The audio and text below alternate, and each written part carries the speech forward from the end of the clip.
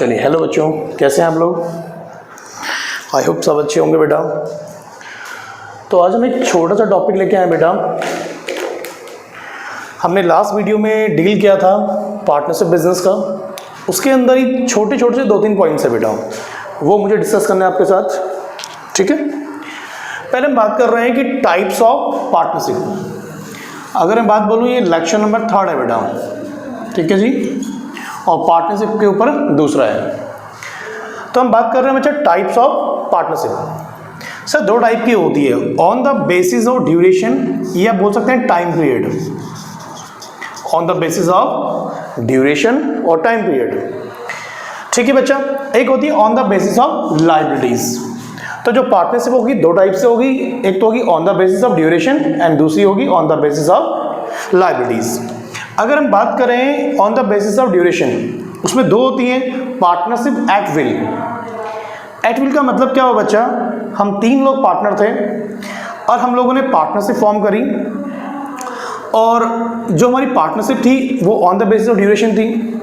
तो हम में से कोई भी चाहे, कोई पार्टनर चाहे, कभी फर्म को डिसॉल्व कर सकता है। वो किस पे डिपेंड करता है? पार्टनर्स की विल पे। तो पहला है कि एग्जिस्ट जो करती है at the will of the partner. जब तक चाहेंगे पार्टनर ये फर्म चलेगी, अदरवाइज डिसॉल्व कर देंगे। और it is terminated when any partner give in notice of dissolution. तो पार्टनरशिप एट विल का मतलब ये हुआ कि हम जब चाहें कोई भी पार्टनर्स फर्म को डिसॉल्व करा सकता है, ठीक है बच्चा। एक होता है पर्टिकुलर पार्टनरशिप, जो पार्टनरशिप फॉर्म करी हमने किसी स्पेसिफिक प्रोजेक्ट के लिए, एक स्पेसिफिक टाइम के लिए। तो जिस दिन वो प्रोजेक्ट खत्म हो जाएगा, वो टाइम पीरियड खत्म हो जाएगा, उस दिन हमारी पार्टनरशिप खत्म हो जाएगी, ठीक है। एग्जांपल देखिए, फॉर एग्जांपल हम लोगों ने क्या किया, हम लोगों ने एक मल्टी स्टोरी बिल्डिंग बनानी है ना, या फ्लैट्स, या एक पूरी हमें सोसाइटी बनानी है। तो किसी सिंगल की बस की बात नहीं है। तो हम 3 लोगों ने मिलके डिसाइड किया कि हम लोग क्या करेंगे, एक सोसाइटी बनाएंगे, फ्लैट्स बनाएंगे और उनको बेचेंगे। इसके लिए फंड बहुत ज़्यादा चाहिए, तो इसलिए हम पार्टनरशिप बिजनेस में कर रहे हैं बेटा, ठीक है बच्चा। तो हमने प्लान किया कि 3 लोग मिलके पैसे लगाएंगे, ज़मीन खरीदेंगे, फ्लैट बनाएंगे, फ्लैट बेचेंगे, और जो प्रॉफिट होगा, जितना भी प्रॉफिट होगा, उसे आपस में डिस्ट्रीब्यूट कर लेंगे। और जिस दिन ये हमारा काम खत्म हो जाएगा, उस दिन हमारी पार्टनरशिप क्या होगी, ऑटोमेटिकली डिसॉल्व हो जाएगी, खत्म हो जाएगी, टर्मिनेट हो जाएगी। तो कहता है कि form for the specific time period और पर्टिकुलर प्रोजेक्ट। तो जिस दिन वो प्रोजेक्ट हमारा खत्म हो जाएगा, उस दिन हमारी पार्टनरशिप भी डिसॉल्व हो जाएगी। तो ऑटोमेटिकली डिसॉल्व हो जाएगी व्हेन पर्पस क्या हो जाएगा, फुलफिल्ड हो जाएगा, ठीक है बच्चा। तो on the basis of duration 2 point है, पार्टनरशिप एट विल, पार्टनर्स की इच्छा पे डिपेंड करता है, और दूसरा होता है पर्टिकुलर पार्टनरशिप, जब हम किसी स्पेसिफिक प्रोजेक्ट के लिए पार्टनरशिप फॉर्म करते हैं, ठीक है सर। अगला है बच्चा जनरल पार्टनरशिप। हम लायबिलिटीज की बात कर रहे हैं, और लिमिटेड पार्टनरशिप। जनरल पार्टनरशिप, जितनी भी हम जो पार्टनरशिप करते हैं उससे जनरल होती है। जो दूसरी वाली है लिमिटेड पार्टनरशिप, इसे हम LLP कहते हैं, लिमिटेड लायबिलिटीज पार्टनरशिप, ठीक है जी, limited liabilities partnership. General partnership में क्या होता है, liabilities of partner is limited and joint. हाँ जी,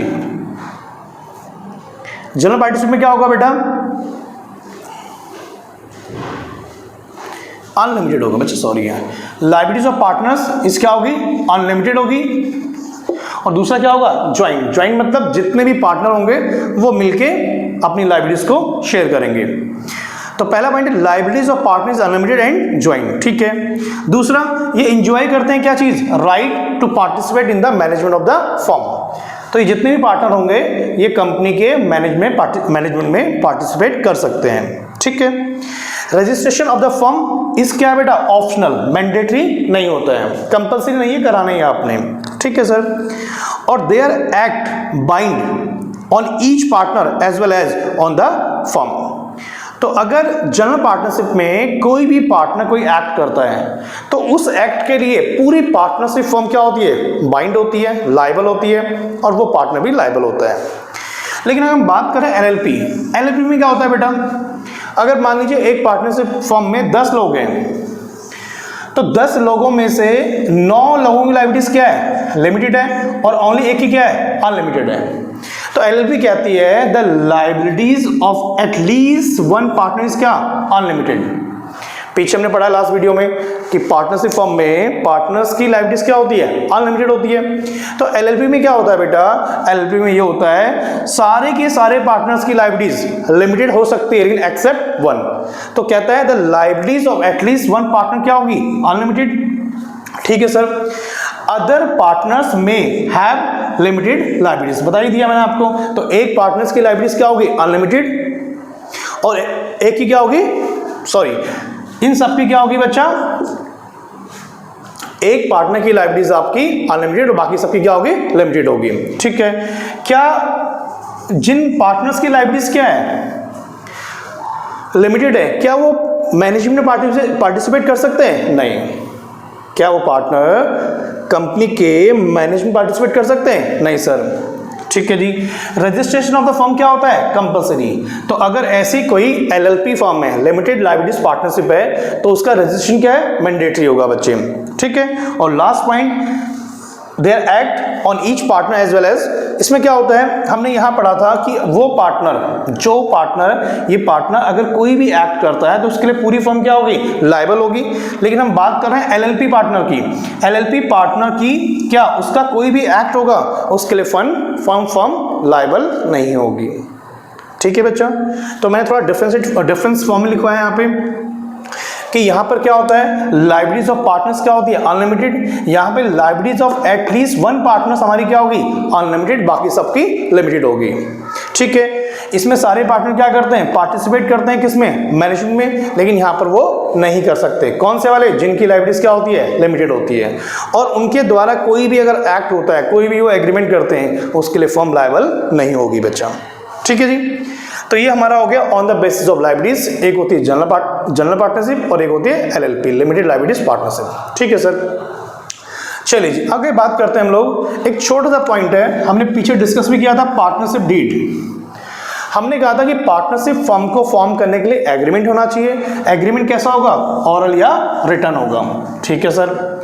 अब जो डॉक्यूमेंट, जिस डॉक्यूमेंट्स में हम लोग क्या लिखते हैं, रिटन फॉर्म में लिखते हैं। पहले हम बात करते हैं ऑरल या रिटन, दोनों हो सकते हैं। ठीक है। तो अगर हम रिटन फॉर्म में एग्रीमेंट बनाते हैं बच्चे, तो कहता था documents containing terms of the agreement in writing is called, क्या होता है, हमारा पार्टनरशिप डीड। तो पार्टनरशिप डीड में हम लोग करते क्या हैं, हम लोग अगर रिटर्न फॉर्म में करते हैं तो हम सारे उसके अंदर अपने क्या, कौन कितने पार्टनर हैं, कौन कितने पैसे लेके आएगा, किसको कितनी सैलरी मिलेगी, है ना बच्चा, वो सारे पॉइंट्स लिखते हैं। और उन पॉइंट्स को जिस कागज, जिस डॉक्यूमेंट्स में हम लिखते हैं, उसे हम क्या कहते हैं, पार्टनरशिप डीड बोलते हैं बेटा। ठीक है बच्चा। चलिए, एक छोटा सा पॉइंट है, registration of A partnership firm. अब मैंने बताया था कि रजिस्ट्रेशन मैंडेटरी नहीं होता है। अगर आपने कोई पार्टनरशिप फर्म फॉर्म करी है तो उसका रजिस्ट्रेशन मैंडेटरी नहीं होता है। लेकिन सवाल ये है कि अगर रजिस्ट्रेशन कराते हैं और नहीं कराते हैं तो उससे क्या फर्क पड़ता है। ठीक है, बहुत ध्यान सुनिए।